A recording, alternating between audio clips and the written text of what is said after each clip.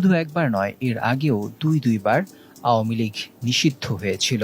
মজার ব্যাপার হলো, এবার যেমন হাসিনা নিজে আওয়ামী লীগের কবর দিয়েছেন, একইভাবে কবর দিয়েছিলেন আওয়ামী লীগ পিতা শেখ মুজিবুর রহমানও। ক্ষমতা পাওয়ার পর পিতা কন্যা দুজনই হয়ে ওঠেন চরম নিপীড়নকারী।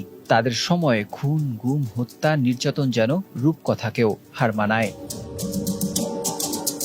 সংশ্লিষ্টরা বলছেন, এবার হাসিনার হাতে আওয়ামী লীগের এমন মৃত্যু হয়েছে যে দাফনও হবে বলে মনে হয় না।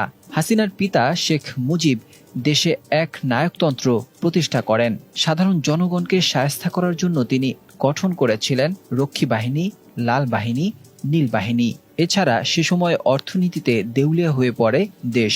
মনুষ্য সৃষ্ট ১৯৭৪ সালের কৃত্রিম দুর্ভিক্ষে মারা যায় ১৫ লাখ মানুষ। এটা সেই সময় যখন মানুষ না খেয়ে মারা যাচ্ছে, আর মুজিব পুত্র বিয়ে করছেন সোনার মুকুট পরে। মুজিবের সময় থেকেই গণতন্ত্র থেকে অনেক দূরে সরে যায় আওয়ামী লীগ। মুজিব নিজে আওয়ামী লীগকে বিলুপ্ত করে বাকশাল প্রতিষ্ঠা করেন। তখন দেশ পরিণত হয় খুনের জনপদে। তখনকার বিরোধী রাজনৈতিক দল জাসদের ৩০,০০০ রাজনৈতিক নেতাকর্মীকে হত্যা করা হয়।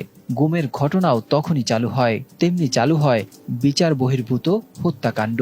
আর এই ফ্যাসিবাদী শাসনের কারণেই শেখ মুজিবের পতন হয়েছিল তখন। এরপর আওয়ামী লীগ দীর্ঘ ২১ বছর রাষ্ট্র ক্ষমতায় আসতে পারেনি। ১৯৯৬ সালে এবং পরে ২০০৯ থেকে ২০২৪ পর্যন্ত ক্ষমতায় প্রায় ২০ বছরেরও বেশি সময় থেকে আওয়ামী লীগ ফ্যাসিবাদকে প্রতিষ্ঠা করে গেছে। বিশেষ করে গত ১৫ বছরে শেখ হাসিনার শাসন আমলে ফ্যাসিবাদের নগ্ন অবস্থা দেখেছে দেশের মানুষ। বিডিআর ম্যাসাকারে ৫৭ জন চৌকস সেনা কর্মকর্তাকে নির্মমভাবে হত্যা করা হয়েছে ভারতের স্বার্থে। জুডিশিয়াল কিলিংয়ের নজির স্থাপন করা হয়েছে দেশে। শাপলা চত্বরে ৩০০ জনেরও বেশি আলেম ওলামা গণহত্যার শিকার হয়েছেন। মাওলানা দেলোয়ার হোসেন সাঈদীর ফাঁসির রায়কে কেন্দ্র করে ২৫০ জন গণহত্যার শিকার হন। তেমনি সামান্য মোদির সফরকে কেন্দ্র করেও গণহত্যা চালানো হয়। জাতিসংঘের মানবাধিকার বিষয়ক সংস্থার রিপোর্ট অনুযায়ী জুলাই বিপ্লবে ১৪০০ ছাত্র জনতাকে গণহত্যা করেছে হাসিনা। গত ১৫ বছরে শুধু মানুষ হত্যা করেই ক্ষান্ত হয়নি শেখ হাসিনা।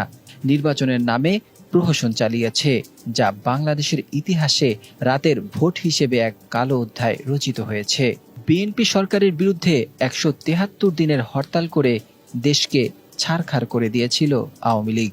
লগি বৈঠার তাণ্ডব চালিয়ে সাপের মতো পিটিয়ে মানুষ হত্যার সেই নগ্ন ফ্যাসিবাদের কথা মানুষ আজও ভোলেনি।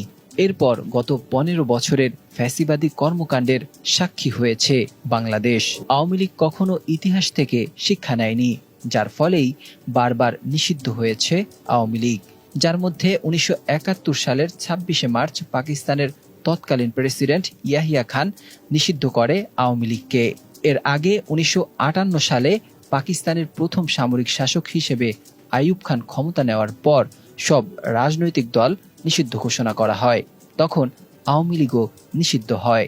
এরপর সম্প্রতি ২০২৫ সালের ১০ই মে জনগণের দাবিতে সরকার আওয়ামী লীগের সকল রাজনৈতিক কার্যক্রম নিষিদ্ধ ঘোষণা করেন।